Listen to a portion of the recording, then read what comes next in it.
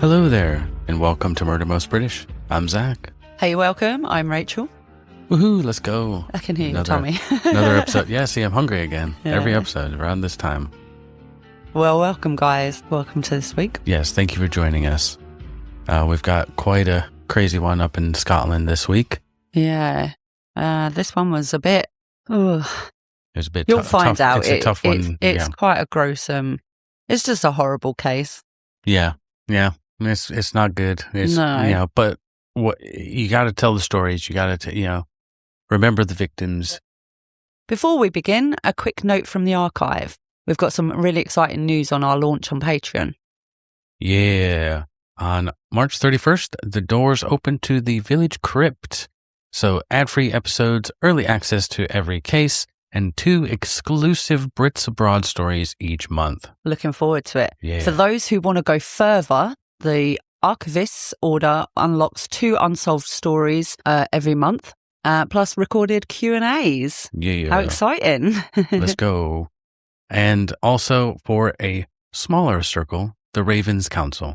Quarterly live-streamed gatherings, polls for upcoming cases, and your name spoken at the close of each episode. Super exciting. Also, each tier has their own private section just for them on our Discord server. The crypt opens March 31st, so join us inside. Yeah, join us. And if you enjoy the stories that we tell here, please follow the show and leave a 5-star rating. That would be absolutely amazing. It genuinely helps others discover what we do. You'll find all of our socials, Discord, and more in the link tree in the description below. Your support helps keep the archive open and ensures no story is ever forgotten. And also, this episode includes discussion of abduction, sexual assault, and murder. Some listeners may find this material distressing. Listener discretion is strongly advised. Now, let's get to the story. Queen's Park rises quietly above Glasgow's southside. By day, it is open ground, a hilltop where people walk dogs, cross between streets, or stop to look out across the city skyline. But after dark, the park changes. The paths are empty, the hill falls silent. Beyond the streetlights at its edges, the centre becomes a stretch of shadow between the trees. Late on the night of the 28th of May of 2008, a woman parked her car on Queen's Drive beside that park and stepped out into the quiet. Her flat was not far away, just across the road, but something happened between the pavement and the park. By the following morning, Queen's Park would be sealed behind police tape, and one of the most shocking crimes in modern Glasgow would begin to unfold. Queen's Park sits on Glasgow's south side, stretching across roughly 148 acres of lawns and rising ground. At its summit, marked by a flagpole, the park opens out into extensive views across the city, and on clear days, the Campsie Fells can be seen in the distance. The park is bordered by busy streets, including Victoria Road, Pollokshaws Road, and Langside Road. For those who live nearby, it forms part of the neighborhood around it and sits close to the tenements of Glasgow's south side. Well, Moira Jones had made that part of Glasgow her home. She was 40 years old and worked as a sales executive for the drinks company Britvic. Colleagues described her as diligent and passionate, and one said calling her merely professional did not do her justice. She was originally from Weston in Staffordshire, where she was born and grew up. She lived in Glasgow for about 5 years, and over time, Glasgow had become more than a workplace. It had become home. She lived in a tenement flat on Queen's Drive overlooking Queen's Park. Her parents, Bea and Hugh Jones, and Bea is Beatrice, they just called her Bea. Very cool. They remained in Staffordshire, and she spoke with them regularly. Her brother Grant had moved to Australia. In Glasgow, she built her own circle, colleagues, neighbors, and long-term relationship with Paul Thompson, whom she had been seeing for about 4 years. Well, in the weeks before 28th of May 2008, there were small disturbances that unsettled her. There had been an attempted break-in at the tenement where she lived, something that left her shaken enough to mention it to colleagues. Around the same time, she began receiving crude phone calls. Investigators would later trace those calls to a young boy in England. But at the time, they were simply another irritation. Unsettling, but not enough to alter the rhythms of everyday life for her. So on that Wednesday, the 28th of May, Moira spent the day working. One colleague later recalled meeting her at a cash and carry connected to her role at Britvic. Is it Britvic? Britvic. I put an I in there for some reason. Britvic. Britvic, sorry. He said she had been agitated by the attempted break-in. That evening, she returned to Queen's Drive, where her neighbor Anne Kirkwood saw her at the flat.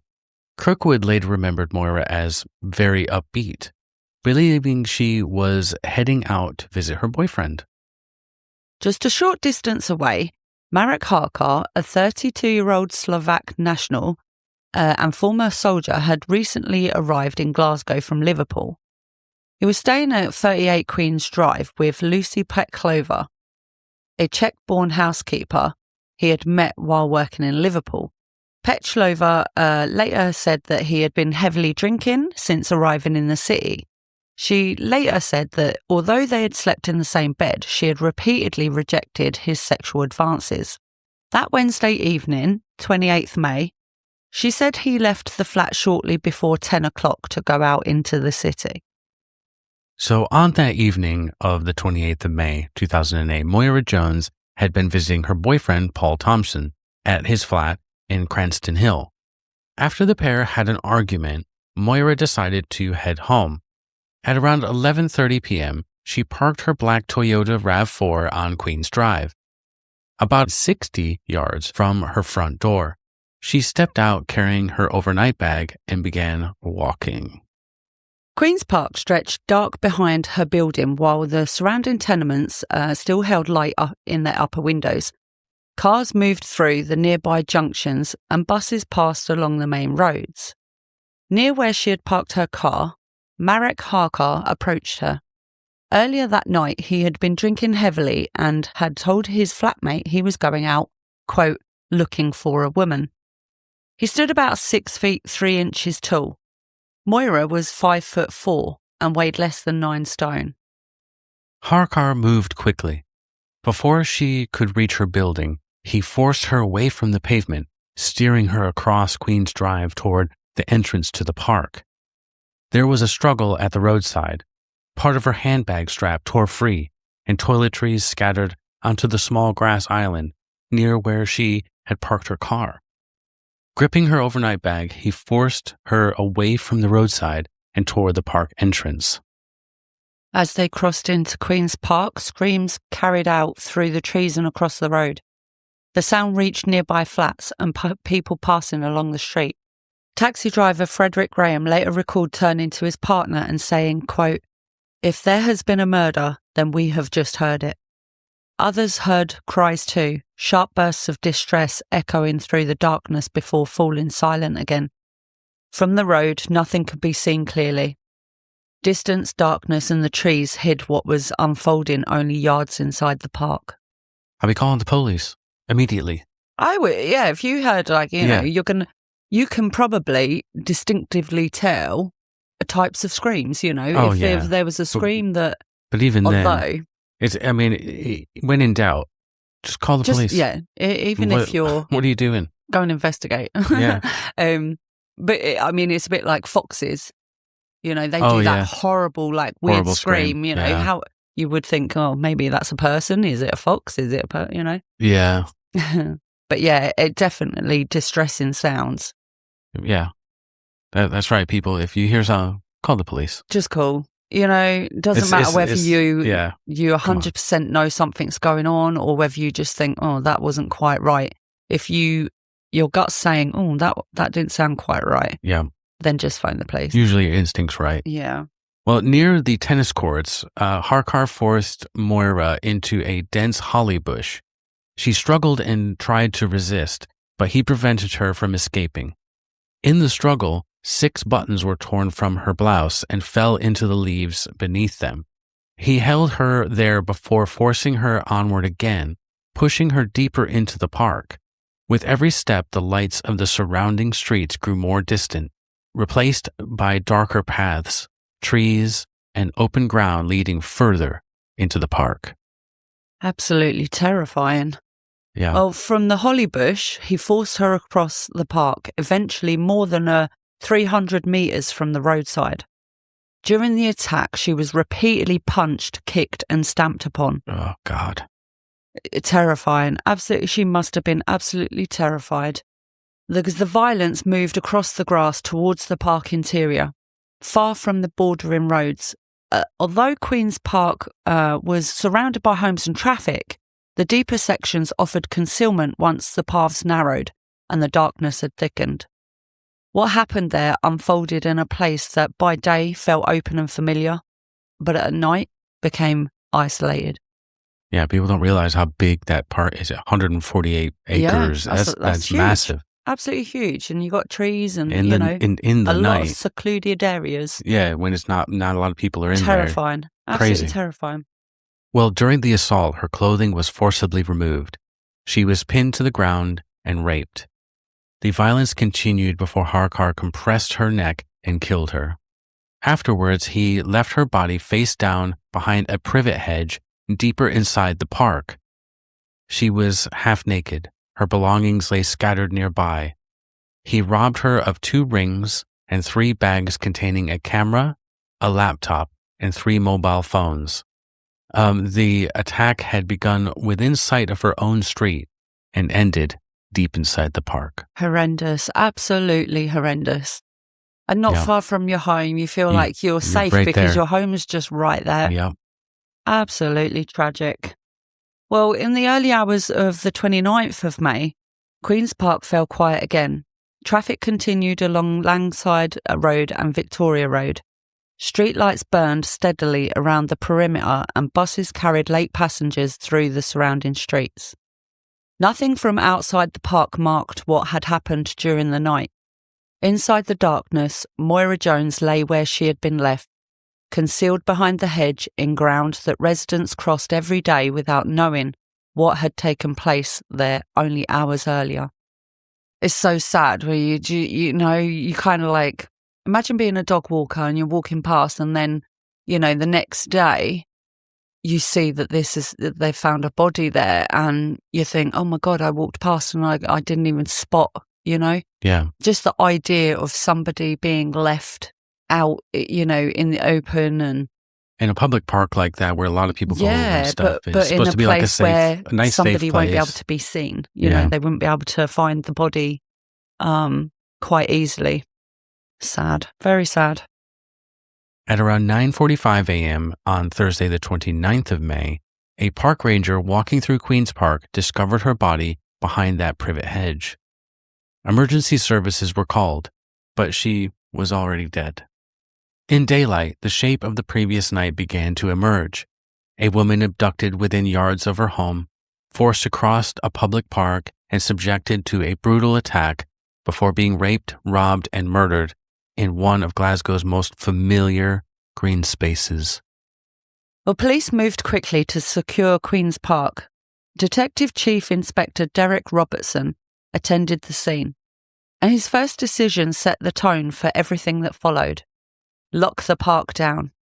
Not just the immediate discovery point, but the entire perimeter.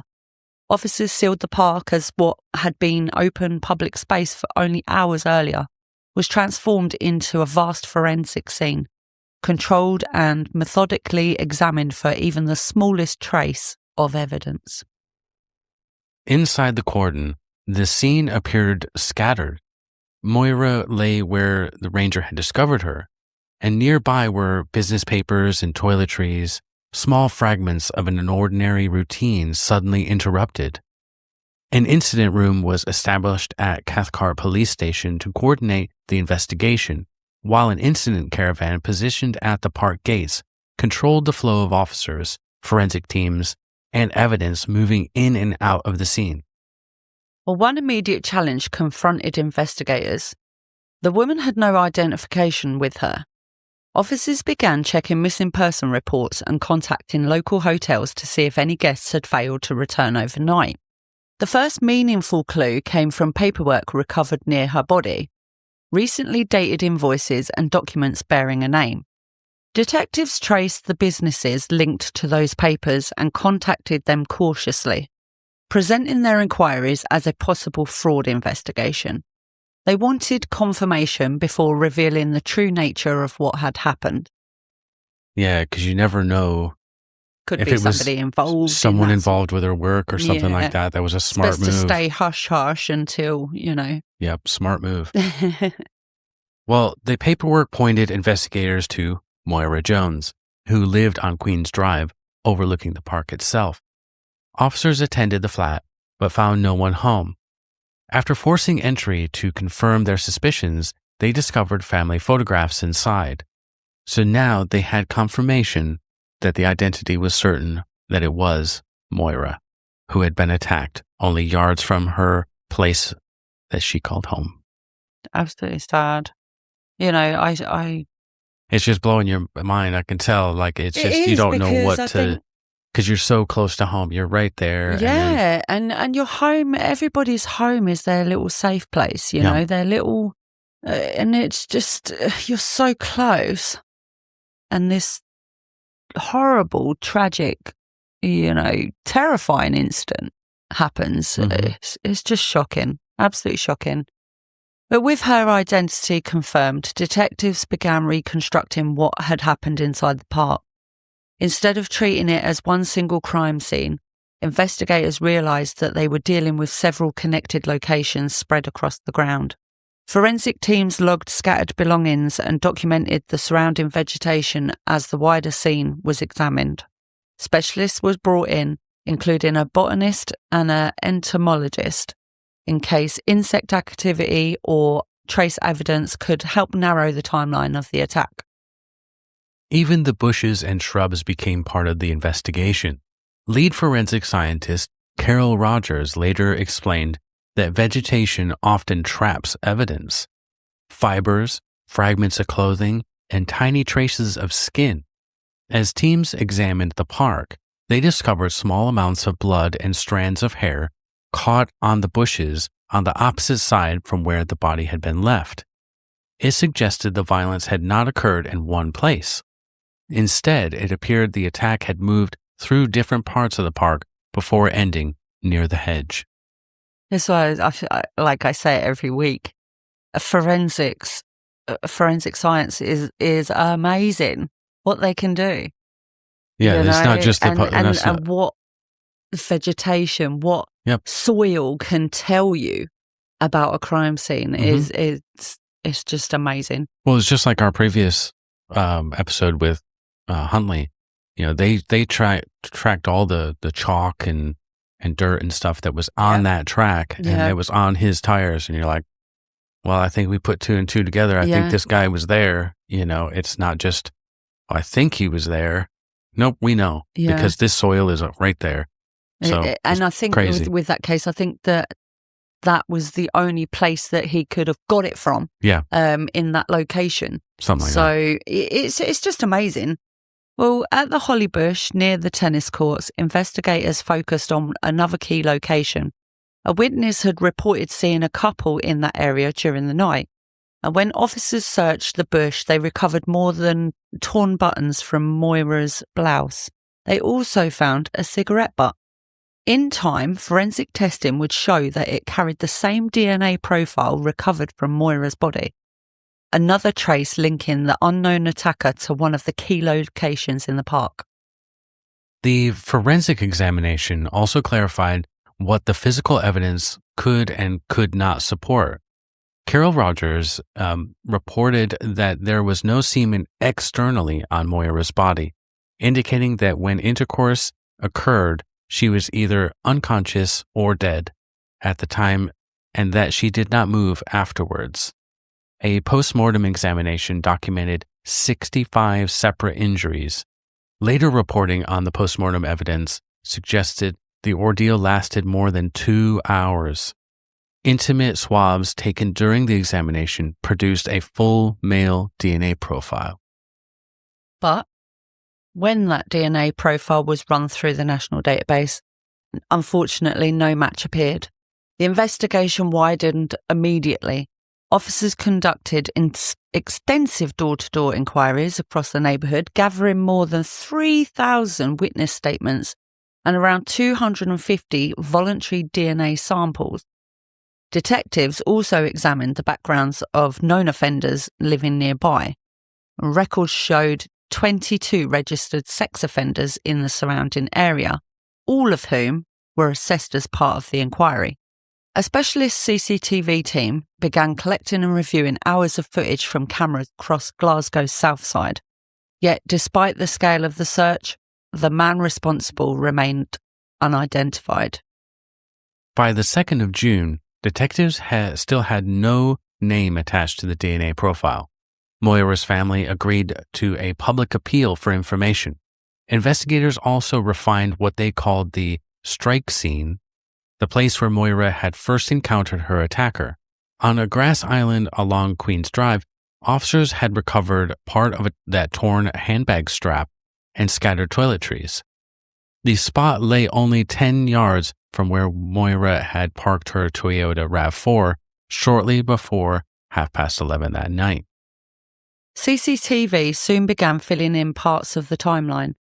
Footage from a first bus travelling along Langside Road captured two figures near the park boundary at around 11:30 p.m. The video was very grainy but clear enough to show the contrast between them. One figure was tall, wearing light trousers and white footwear, carrying a square-shaped object under one arm. The other appeared smaller, dressed in darker clothing with longer hair. A detective later described the taller figure as leaning over the smaller one. Just like the forensic scientists and everything, the CCTV people that go through all that and have to try to find exactly where and exactly who, and that's a lot of work. It is, yeah. I think they've upgraded though. I watched a documentary the other day on a case, and they can now put in to a computer like somebody's face, and then it kind of tries to facial recognition. Yeah, it'll facial recognition. The software will recognize where these people have been on this sort of camera settings of around like a certain town. area. Yeah, and it kind of like helps to make the timeline of where this person was at what time and where. So it's pretty amazing. Kind of like shortens down the time of sitting there. It's a long ways from the old grainy. From back in the day. Go through, CCTV footage and take in sort of 3 weeks to go through, you know, thousands of different angles and stuff. So, well, other cameras appeared to capture the suspect leaving the park hours later. Footage placed a lone man near Queen's Park Baptist Church on Balvicar Drive around 2:15 a.m. Additional clips showed the same individual discarding a laptop and later examining the back of his hand while walking along Nithsdale Road. Detectives noted the man's distinctive swagger and began comparing his movements across multiple cameras. Even with these fragments of footage, however, his identity still remained unknown. That's,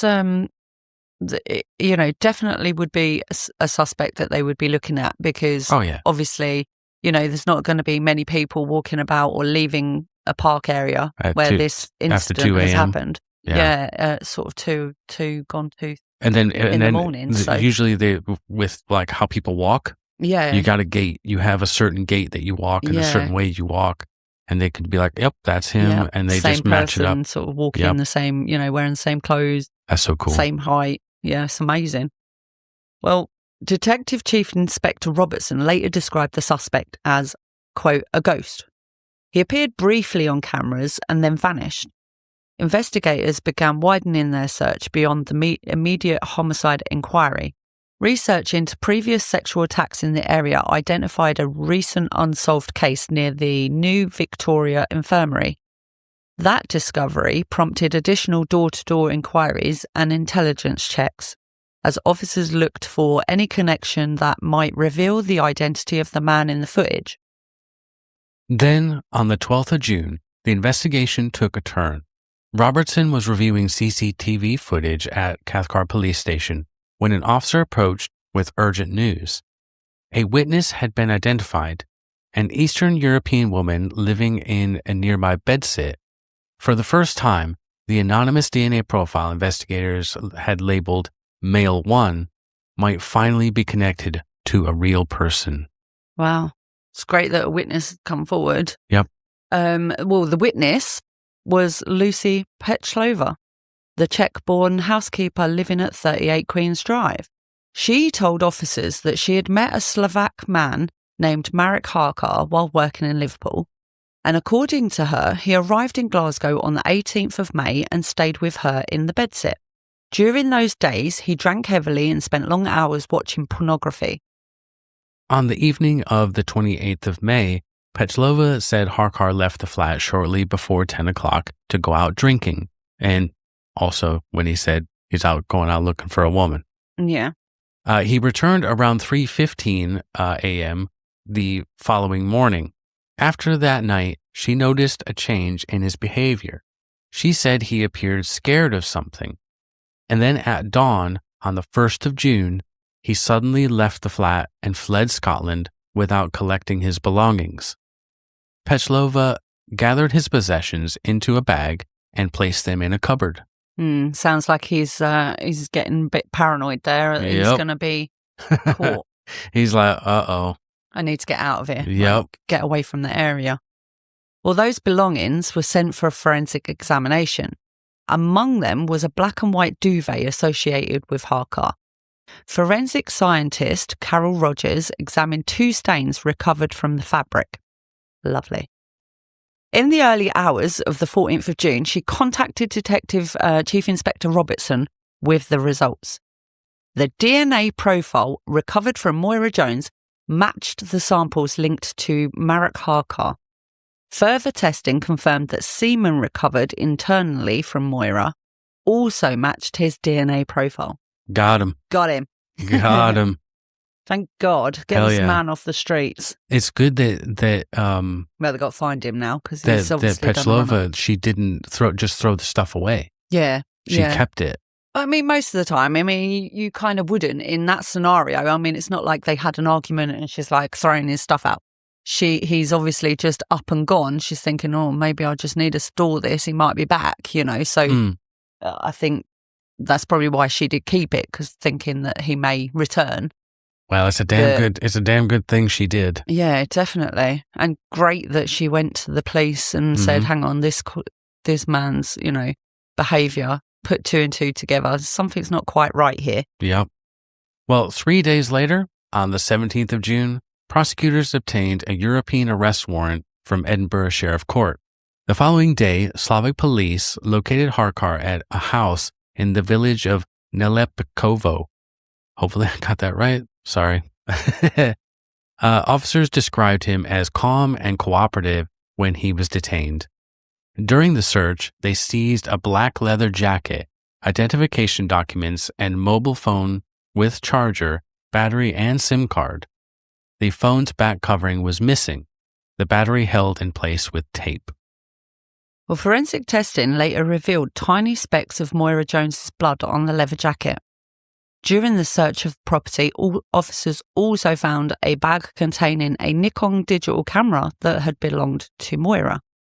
The evidence now connected Harkar not only to the park, but also to property taken during the attack. Yep, he kept all that stuff. Crazy. So on the 4th of July, Harkar appeared before a prosecutor at a detention center in Slovakia. He agreed to extradition, telling officials he wanted the matter explained because he was innocent. 12 days later, on the 16th of July 2008, he was flown from Bratislava to Manchester Airport under police escort, then transferred to Barlinnie Prison in Glasgow to await his first appearance in court. So he'd done the off-ski and went back to Slovakia. But But now he's saying he's innocent. That doesn't seem like innocent behavior. Yeah, well, how did you get these items that belong to this raped and murdered woman? The following day, Marek Harkar stood in the dock at Glasgow Sheriff Court. He was formally charged with the abduction, rape, robbery and murder of Moira Jones, as well as attempting to defeat the ends of justice by fleeing Scotland after the attack. He was remanded in custody. What had begun with a sealed park and an unnamed DNA profile had, step by step, led investigators across forensic evidence, witness testimony, and international cooperation to a suspect now facing trial. Marek Harkar's trial began on the 12th of March in 2009 at the High Court in Glasgow. The case was heard before Lord Bracadale with the Lord Advocate Ailish Angiolini QC. I'm sorry, I just think of like The Sopranos. Angiolini. Yeah. He was leading the prosecution and Paul McBride QC appearing for the defense. Because Harkar was Slavic, interpreters translated the proceedings in real time from a booth inside the courtroom. A jury of 9 men and 6 women took their seats.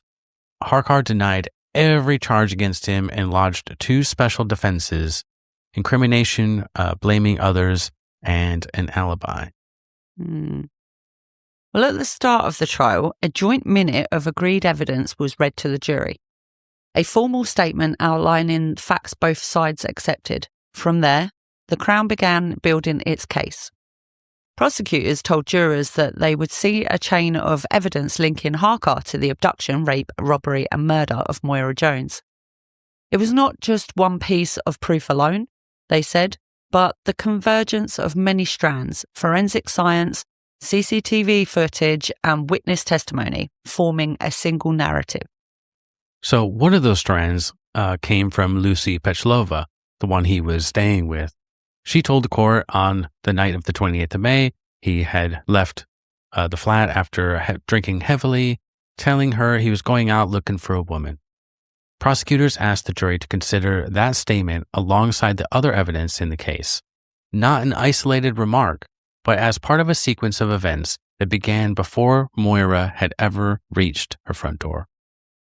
Well, jurors then heard the forensic evidence. Semen recovered from internal samples taken from Moira Jones matched Harkar's DNA profile.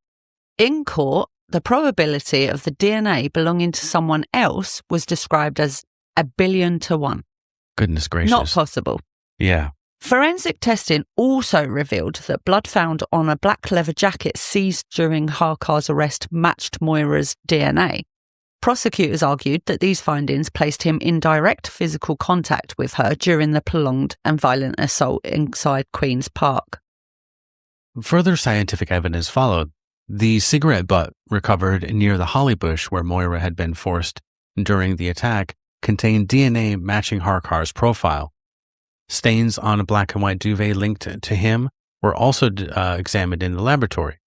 Prosecutors told the jury that these results connected several locations, the park, the bedsit, and the accused himself, reinforcing the Crown's position that the evidence formed a continuous chain pointing in one direction. Yeah, very much so. Well, CCTV footage shown in court helped establish Harkar's movements as well across the city that night. Jurors watched recordings from pubs and off-licences in Glasgow's southside, as well as footage from a shop on Argyle Street where a sales assistant identified him purchasing a pair of white Adidas trainers. The most unsettling footage, though, came from a first bus travelling along Langside Road shortly before midnight. It showed the 2 figures walking beside the park, one tall, one smaller, and the taller appearing to lean over the other. Prosecutors argued that when the CCTV timeline was combined with the forensic evidence, the case against Harkar became overwhelming. DNA, blood traces, recorded movements, and Harkar's sudden departure from Scotland were presented as parts of a single evidentiary story. Property taken from Moira during the attack, including the Nikon digital camera later recovered in Slovakia, strengthened the robbery element of the indictment. The Crown's position was that each piece of evidence supported the others. The defence challenged that interpretation. Harkar's lawyers advanced the special defence of incrimination, suggesting that others could have been responsible for the attack, while also maintaining that Harkar himself had been elsewhere at the relevant time. As part of the incrimination defence, Harkar's lawyers pointed to Jason Mulheron, a convicted sex offender, and to other possible suspects, arguing that the investigation had to be tested against other lines of inquiry. Jurors heard that a former girlfriend had once claimed Mulheron admitted the murder of the lassie in the park, though he denied ever making such a confession. Mulheron appeared in the court as a witness and rejected any involvement in Moira's death. Defense counsel questioned the police about other investigative leads and whether individuals with relevant criminal histories had been examined thoroughly enough. The defense reminded the jury that suspicion alone was not proof. The responsibility for proving the case beyond a reasonable doubt rested entirely with the Crown. Well, I think they've done their job. I mean, there's enough evidence to show that this is the guy that's... I think the defense had a hard job. They had a hard job with this one. But in order to, I think what they were trying to do is like, did you investigate anyone else or did you home in on this one person? You know, it's like, well. So yeah, we did. The but evidence this guy has led us to this one person. He had blood on his jacket. He had his stuff or had her stuff on him. You know, like, what are you talking about? His DNA matches. Everything. Why would you search for? I mean, obviously, any leads that come up, you're gonna look into them. But you're not if you've already got this source evidence and DNA profile and stuff like that. It's going to go one place. That's it. I think the defense. They had to try. They had to do something. Well, the jury also heard evidence about Harkar's movements in the days after the murder. So between the 1st and the 18th of June of 2008, he travelled first to the Czech Republic and then on to Slovakia. Prosecutors argued that leaving Scotland so soon after the killing, while still in possession of items taken from Moira, demonstrated an attempt to defeat the ends of justice. The defence countered that travel alone could not establish guilt. Travelling with stolen items. Very true, but if, you've got stolen items that this person who has been found I mean, maybe they were saying, he just happened murdered upon her and he was a bit drunk and he stole her stuff, It's very flimsy, but they've got to put something out there. But I'm not saying that's what they did. It is a possibility, but I don't believe that's how it went down. So, Well, after a trial lasting almost 3 weeks, the case was placed in the hands of the jury. They retired to consider their verdict. Just over an hour later, they returned to the courtroom. That wasn't long at all. No, just an hour. Yeah, I think they had a coffee and a biscuit. And read through the thing, and then it's like, yeah, signed it. Yep. Well, he was found guilty of the abduction, assault, rape, robbery, and murder. He was also convicted of attempting to defeat the ends of justice by fleeing Scotland after the attack. Well, during the sentencing, the court was told that Harkar had 13 previous criminal convictions, 4 involving violence. Lord Brackadale imposed the mandatory sentence for murder, life imprisonment. He fixed the punishment part, the minimum period before parole could be even considered, at 25 years, backdated to the date of Harkar's arrest on the 18th of June 2008. In delivering his sentence, Lord Brackadale told the court that the murder of Moira Jones had shocked the nation. He described the attack as displaying, quote, a level of wickedness very rarely encountered. The judge said Moira Jones had been abducted into the park, held captive in a holly bush, then subjected to extensive injuries before being raped and murdered, and spoke of the devastating effect her death had on her family, friends, and colleagues. Lord Brackadale also recommended that Harkar to be deported after his release. Yeah, yes. I agree. Get him out of here. Yes, please. We have enough of our own criminals, to be fair, and, if he wasn't born here and he's come over here and committed crimes, send him home. Yeah, I mean, that's my view. I mean, I'm here. My husband here is American. I would expect that if I did committed something, a crime, I would report you and I would tell them to send you back to America. If not, I would send you back. Yeah, that's what I'm here as a guest. I'm here, and I need to abide by the laws of the land. And if I don't, then I should be expected. Sent back. It should be expected 100% that, a foreign-born person comes over. I mean, we don't know his situation, whether he had citizenship or whatever, but even still, revoke that citizenship and send him to his birthplace, in my opinion. Outside the court building, Moira's mother, B. Jones, addressed reporters. She described her daughter as, quote, our precious girl, and said her life had been stolen, quote, in the most depraved way. The trial had reached its conclusion. A verdict had been delivered and a sentence imposed. Yet, for the people who loved Moira, the legal process could never restore what had been lost. What remained was a life remembered and an absence that could never be filled. She was a very beautiful woman. Absolutely. Yep. Well, Moira Jones was laid to rest on the 9th of August, 2008, near the family home in Weston in Staffordshire. The rain was torrential that day as mourners gathered to say goodbye. A lone piper led the procession from the church toward the gravesite, the sound carrying through the wet air. Her father, brother, partner, and uncles carried the coffin. In the months before the trial, Moira's family travelled between Staffordshire and Glasgow as the legal process unfolded. Court hearings, meetings with prosecutors, long days waiting in unfamiliar corridors. The routine became exhausting and uncertain. To steady herself, B began writing. Her diary became a way of holding on to memories while trying to make sense of what happened. We were in hell on earth, she wrote. The death certificate listed only, quote, head and neck injuries, a clinical phrase that seemed impossibly small beside the life that they had lost. Beyond the Jones family, the murder left a deep mark on Glasgow's south side. Queen's Park, usually open to walkers, runners, and dog owners, had been closed for more than 2 weeks after Moira's body was discovered. When it reopened on the 12th of June 2008, people returned cautiously. Detective Superintendent Derek Robertson later acknowledged that the killing of a woman in a park had caused, quote, a great deal of fear and concern, particularly among women who used the area regularly. Yeah, at his Harcar sentencing, Lord Bracadale said that the murder had shocked the nation.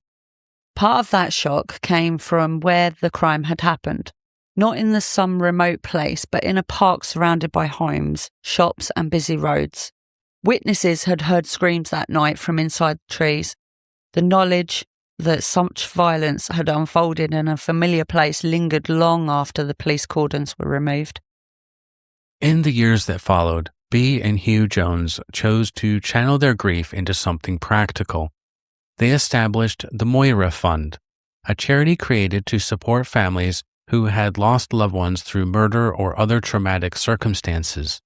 The organization offers grants to help with funeral costs, travel expenses, clothing for attending court, and access to counseling.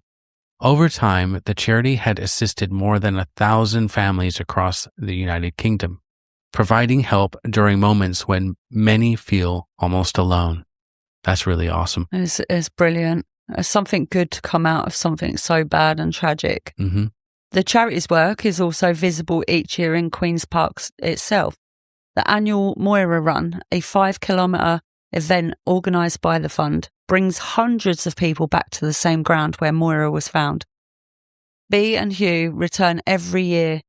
B has explained that she refuses to let the park be remembered only for the crime that happened there. For a few hours each summer, the paths, once marked by police tape and forensic tents, become a place of remembrance, movement, and shared presence. The campaign for better support for bereaved families continued long after the trial ended.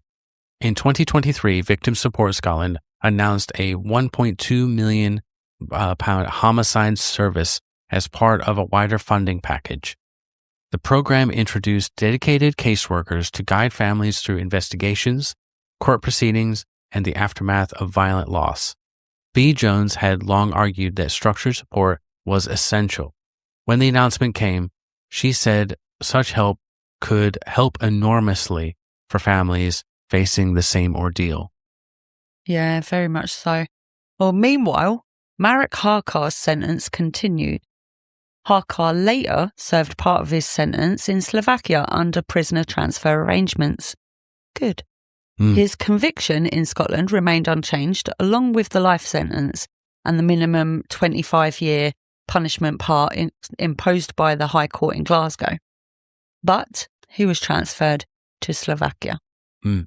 Well, also, unfortunately, her father, Hugh, he passed away suddenly on the 16th of April, 2025.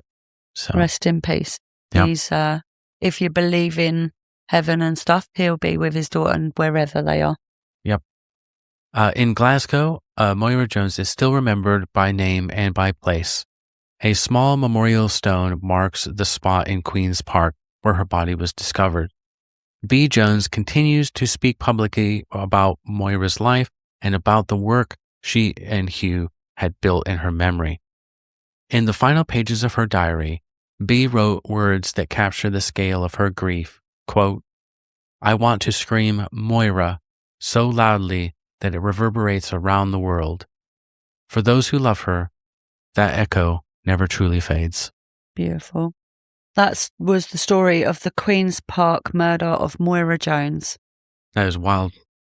That's such a horrific case. Yeah, very, very. Oof. But from the, what we've researched on Moira, she was such a lovely woman and very beautiful, very, a stunning looking lady, with a beautiful heart, very hardworking, and had a mountain of people that loved her and cared for her.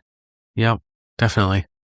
Well, if you value the work that we do here in the archive, in telling these stories, cases, bringing up people who should never be forgotten, please follow the show and leave us a 5-star rating. It really helps these stories reach further and keeps our archive growing.